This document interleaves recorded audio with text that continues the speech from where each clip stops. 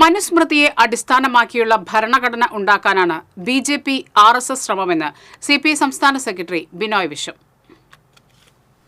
2 ദിവസം നീണ്ടു നിൽക്കുന്ന അഖിലേന്ത്യാ ദളിത് അവകാശ സമിതിയുടെ സംസ്ഥാന സമ്മേളനം തൃശൂരിൽ ഉദ്ഘാടനം ചെയ്ത് സംസാരിക്കുകയായിരുന്നു ബിനോയ് വിശ്വം. 100 കൊല്ലമായി ആർ.എസ്.എസ്. നുണപ്രചാര വേലകൾ നടത്തുകയാണ്. ആടിനെ പട്ടിയാക്കാൻ ആർ.എസ്.എസിന് മടിയില്ലെന്നും ബിനോയ് വിശ്വം പറഞ്ഞു. പാർലമെന്റിൽ അണപൊട്ടി ഒഴുകിയ അംബേദ്കർ സ്നേഹം നമ്മൾ കണ്ടു.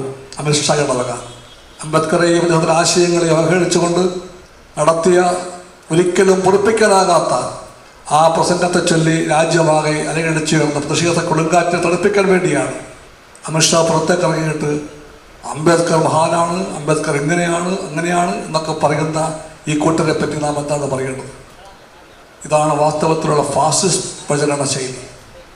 ആടിനെ പട്ടിയാക്കാൻ അവർക്ക് മടിയില്ല. ഈ അംബേദ്കർ വിരുദ്ധ പ്രചാരവരയുടെ പശ്ചാത്തലത്തിൽ ഇന്ത്യൻ രാഷ്ട്രീയത്തിൽ വീണ്ടും മനുസ്മൃതി ചർച്ചാ വിഷയമാവുകയാണ്.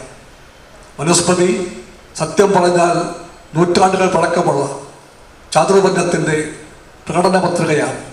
ദേശീയത എന്ന വാക്ക് ഉച്ചരിക്കാൻ ആർ.എസ്.എസിന് അവകാശമില്ലെന്നും ഫാസിസ്റ്റ് പ്രചാരവേലകളുമായി ഇവർ മുന്നോട്ടു പോകുമ്പോൾ LDF ശക്തിപ്പെട്ടേ മതിയാവൂ എന്നും ബിനോയ് വിശ്വം കൂട്ടിച്ചേർത്തു.